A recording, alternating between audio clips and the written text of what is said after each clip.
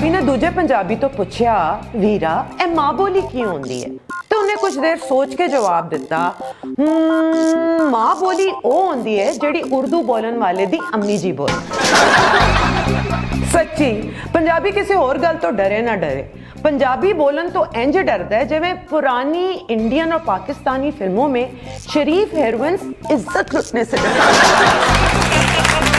मैं कुएं में छलांग लगाकर जान देती हूँ। नहीं होया कि ये मर जानिए, हीरो ने बेवफाई कर देती नहीं, तो फिर विलन ने हंस के बखा देता नहीं, तो फिर मर जानिए मुंह फुट होया कि है।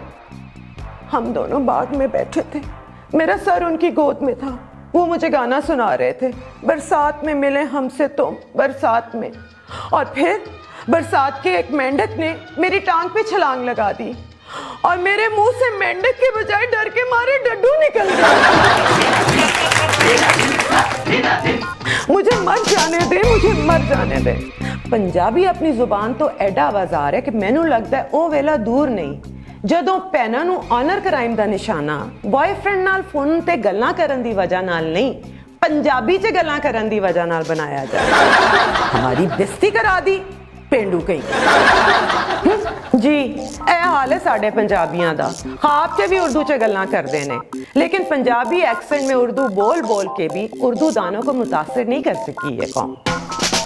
देख लें कराची सेंटर का कोई भी ड्रामा उठा के देख लें, जेड़ा सब तो छिछोरा कैरेक्टर होएगा वो पंजाबी एक्सेंट च उर्दू बोल रहा होगा।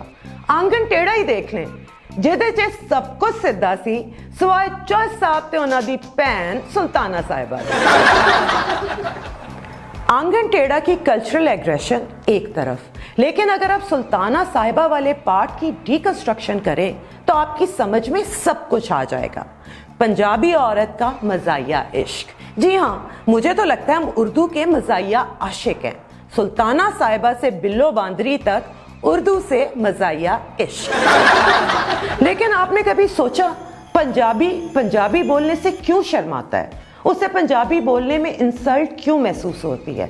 वैसे तो इसके बहुत सारे रीजंस होंगे, लेकिन मेरे नज़दीक इसका सबसे बड़ा रीज़न है रियासत का 1 यूनिट फॉर्मूला। जी, हमारी पंजाबी एलीट का उस उर्दू स्पीकिंग एलीट के साथ साजबाज जिसका मकसद बंगालियों को अक्सरियत के हक से महरूम करना था, हमारे सराइकी को, सिंधी को, बलोची को उनकी शनाख्त से महरूम करना था। एक कौम, एक रास्ता, एक कल्चर, एक जुबान, वो नारा था जिस नारे ने हमसे हमारी शनाख्त ही छीन ली। वो ताने रंगो खू को तोड़कर मिल्लत में गुम हो जा, ना तुरानी रहे बाकी, ना ईरानी ना अफगानी। ते हुन ईरानी भी बाकी है, अफगानी भी बाकी है, तुरानी भी बाकी है, ते बंगाली भी बाकी है, ते सिर्फ पंजाबी मुक गया। बस पंजाबी से हमारी मोहब्बत उस वक्त जागती जब कोई स्कूल पंजाबी को वल्गर लैंग्वेज कह दे, या कोई लड़की इस बात पे एतराज कर दे कि पुलिस वाले ने मेरे नाल पंजाबी च गल किस तरह की थी। बस पंजाबी के इंसल्ट पे ही हमारा पंजाबी के साथ प्यार जागता है और हम इसके बारे में, इस रवैये के बारे में उर्दू और इंग्लिश में ट्वीट करते हैं।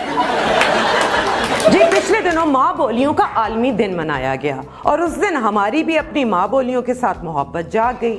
लेकिन ये मोहब्बत सिर्फ एक दिन तक क्यों महदूद है, इसी पे बात करने के लिए आज हमने शबनम इसहाक साहिबा को दावत दी है, जो गवर्नमेंट कॉलेज में पंजाबी पढ़ाती हैं, अपने सुपरहिट शो जिसका नाम तो अब तक आपको याद हो ही गया होगा, पास कर या बर्दाश्त कर। अस्सलाम वालेकुम शबनम। वालेकुम अस्सलाम। बहुत बहुत खुश आमदीद मेरे प्रोग्राम में। सबसे पहले मैनू ਇਹ ਦੱਸੋ ਕਿ ਪੰਜਾਬੀ ਨੇ ਪੰਜਾਬੀ ਬੋਲਣੀ ਕਿਉਂ ਛੱਡ ਦਿੱਤੀ? ਇਹ ਸਵਾਲ ਤਾਂ ਤੁਸੀਂ ਵੈਸੇ ਵੇਖਣ ਨੂੰ ਨਿੱਕਾ ਜਿਹਾ ਲੱਗ ਰਿਹਾ, ਲੇਕਿਨ ਇਹਦੇ ਪਿੱਛੇ ਇੱਕ ਲੰਮੀ ਚੌੜੀ ਤਾਰੀਖ ਵੀ ਹੈ। ਅਸੀਂ ਜੇ ਗੱਲ ਪਾਕਿਸਤਾਨ ਬਣਨ ਤੋਂ ਬਾਅਦ ਦੀ ਹੀ ਕਰੀਏ ਤੇ ਜਦੋਂ ਪਾਕਿਸਤਾਨ ਬਣਿਆ ਤੇ ਉਦੋਂ ਹੀ ਇਹ ਨਾਰਾ ਲਾ ਦਿੱਤਾ ਗਿਆ ਸੀ ਕਿ ਉਰਦੂ ਤੋਂ ਇਲਾਵਾ ਜਿਹੜੀ ਵੀ ਜ਼ੁਬਾਨ ਬੋਲੀ ਜਾਏਗੀ ਉਹ ਕਾਫਰਾਂ ਦੀ ਜ਼ੁਬਾਨ ਹੋਵੇਗੀ।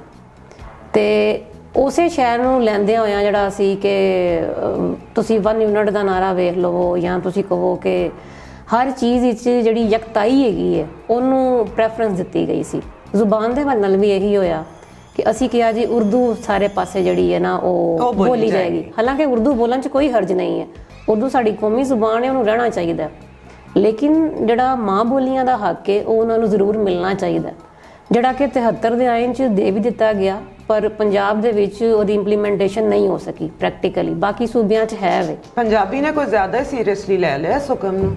ਨਹੀਂ, ਪੰਜਾਬੀ ਨੇ ਸੀਰੀਅਸਲੀ ਨਹੀਂ ਲਿਆ, ਉਹਨੂੰ ਦਬਾਇਆ ਗਿਆ। ਯਾਨੀ ਜਿਹੜਾ ਤੁਹਾਡਾ ਉੱਤੋਂ ਦਬਕਾ ਹੋਵੇ ਨਾ ਤੁਹਾਡੇ ਉੱਤੇ ਵੱਡਿਆਂ ਦਾ, ਤੇ ਫਿਰ ਤੁਹਾਨੂੰ ਉਹ ਗੱਲ ਮੰਨਣੀ ਪੈਂਦੀ ਹੈ। ਇੱਕ ਤੇਰੇ ਅੰਦਰ ਹੈਗਾ ਸੀ ਕਿ ਜਿਹੜਾ ਸਾਡਾ ਸੋਸ਼ਲ ਸਟੇਟਸ ਹੈਗਾ ਨਾ, ਅਸੀਂ ਚਾਹੁੰਦੇ ਸਾਂ ਉਹ ਨਾ ਖਰਾਬ ਹੋਵੇ, ਮਾਪੇ ਚਾਹੁੰਦੇ ਸਨ, ਤੇ ਬੱਚਿਆਂ 'ਚੋਂ ਆਇਆ ਸਟੇਟਸ ਕੌਨਸ਼ੀਅਸ ਹੋਏ ਕਿ ਅਸੀਂ ਬਾਹਰ ਨਿਕਲਾਂਗੇ, ਉਰਦੂ ਬੋਲਾਂਗੇ ਤੇ ਸ਼ਾਇਦ ਸਾਡੇ 'ਚ ਕੋਈ ਸੁਪਰਮੇਸੀ ਜਾਂ ਤੁਸੀਂ ਕਹਿ ਲਓ ਕਿ ਅਸੀਂ ਉੱਚੇ ਰਹਿ ਕੇ 'ਚ ਆਪਣਾ ਪੈਰ ਧਰ ਲਵਾਂਗੇ। ਸੋ ਇੱਕ ਕਲਾਸ ਸਟਰਗਲ ਵੀ ਹੈਗੀ ਹੈ।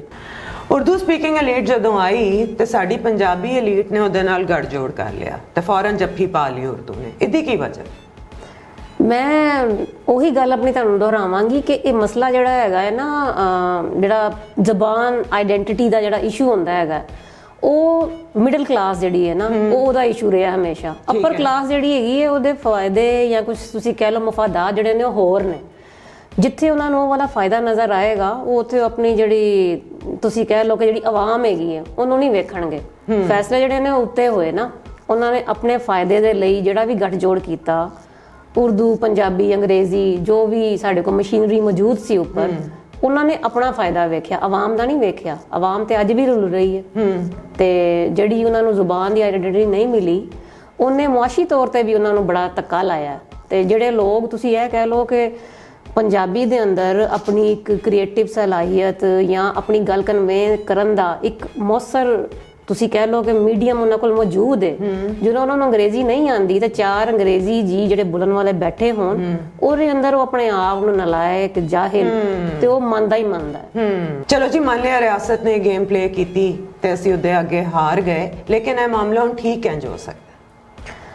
ਸਭ ਤੋਂ ਪਹਿਲੀ ਗੱਲ ਹੈ ਕਿ ਜਿਹੜੇ 73 ਦੇ ਆਇਨ ਦੇ ਅੰਦਰ ਮਾਂ ਬੋਲੀਆਂ ਨੂੰ ਉਹਨਾਂ ਦਾ ਹੱਕ ਦਿੱਤਾ ਗਿਆ ਹੋਇਆ ਹੈ ਤੇ ਬਾਕੀ ਸੂਬਿਆਂ 'ਚ ਲਾਗੂ ਵੀ ਹੈ। ਪੰਜਾਬ ਦੇ ਅੰਦਰ ਉਹਦੀ ਪ੍ਰੈਕਟੀਕਲੀ ਜਿਹੜੀ ਇੰਪਲੀਮੈਂਟੇਸ਼ਨ ਹੈ ਉਹ ਕੀਤੀ ਜਾਵੇ।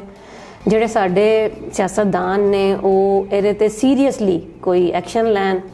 ਸਿਰਫ ਗੱਲ ਤੇ ਲਾਗੂ ਕਰਨ ਦੀ ਹੈ ਨਾ, ਉਹ ਤੇ ਮਨਜ਼ੂਰ ਹੋ ਚੁੱਕੀ ਹੋਇਆ ਹੈ ਗੱਲ ਜਿਹੜੀ ਹੈ। ਦੂਸਰਾ ਹੈਗਾ ਹੈ ਕਿ ਸਰਕਾਰੀ ਸਤ੍ਹਾ ਦੇ ਉੱਤੇ ਜਿਹੜੇ ਇੱਕ ਦੋ ਅਦਾਰੇ ਕੰਮ ਕਰ ਰਹੇ ਨੇ, ਉਹਨਾਂ ਦੀਆਂ ਗ੍ਰਾਂਟਸ ਵੀ ਕੁਝ ਵਧਾਈਆਂ ਜਾਣ। ਮਿਸਾਲ ਦੇ ਤੌਰ ਤੇ ਇੱਕੋ ਇੱਕ ਇਕਲੌਤਾ ਇਦਾਰਾ ਹੈ ਪਾਕਿਸਤਾਨ ਪੰਜਾਬੀ ਅਦਬੀ ਬੋਰਡ, ਔਰ ਜਿਹੜੀ ਸਾਲਾਨਾ ਕੋਈ ਗ੍ਰਾਂਟ ਹੈਗੀ ਹੈ, ਮੇਰਾ ਖਿਆਲ ਹੈ ਕਿ ਉਹ ਕਹਿੰਦੇ ਨੇ ਕਿ 2-3 ਲੱਖ ਜਾਂ ਕੋਈ ਇੰਨੀ ਕੁ ਹੈਗੀ ਹੈ।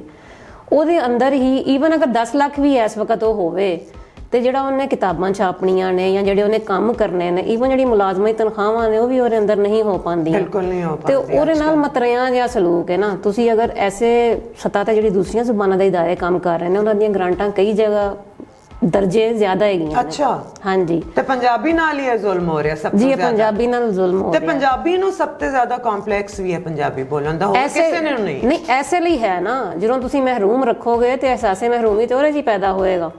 ਜਿਹੜੀ ਪ੍ਰਾਇਮਰੀ ਤਾਲੀਮ ਹੈਗੀ ਹੈ, ਜਿਹੜਾ ਯੂਨੈਸਕੋ ਦਾ ਚਾਰਟਰ ਵੀ ਹੈਗਾ ਹੈ ਕਿ ਉਹ ਬਾਲਾਂ ਨੂੰ ਮਾਂ ਬੋਲੀ 'ਚ ਦਿੱਤੀ ਜਾਵੇ, ਤੇ ਪੰਜਾਬ ਦੇ ਅੰਦਰ ਪੰਜਾਬੀ ਦੇ ਅੰਦਰ ਪ੍ਰਾਇਮਰੀ ਸਤ੍ਹਾ ਤੱਕ ਤਾਲੀਮ ਹੋਣੀ ਚਾਹੀਦੀ ਹੈ। ਅਸੀਂ ਮਾਂ ਬੋਲੀ ਬੋਲਣੀ ਛੱਡੀ, ਸਿਰਫ ਪੰਜਾਬੀ ਨਹੀਂ, ਤੁਸੀਂ ਪਸ਼ਤੂਨਾਂ ਨੂੰ ਲੈ ਲਓ, ਬਲੋਚੀਆਂ ਨੂੰ ਲੈ ਲਓ, ਸਰਾਇਕੀ ਨੂੰ ਲੈ ਲਓ, ਕਿਸੇ ਨੂੰ ਵੀ ਅਹਿਮੀਅਤ ਨਹੀਂ ਦਿੱਤੀ ਗਈ। ਤੇ ਸਾਨੂੰ ਨੁਕਸਾਨ ਕੀ ਹੋਇਆ ਇਹਦੇ ਨਾਲ ਕਿ ਅਸੀਂ ਆਪਣੀ ਕਲਚਰਲ ਆਈਡੈਂਟੀਟੀ ਬਿਲਕੁਲ ਖੋ ਦਿੱਤੀ? ਜੀ, ਕਲਚਰਲ ਨੁਕਸਾਨ ਤੇ ਬਹੁਤ ਜ਼ਿਆਦਾ ਹੋਇਆ ਆਈਡੈਂਟੀਟੀ ਦਾ ਨਾ।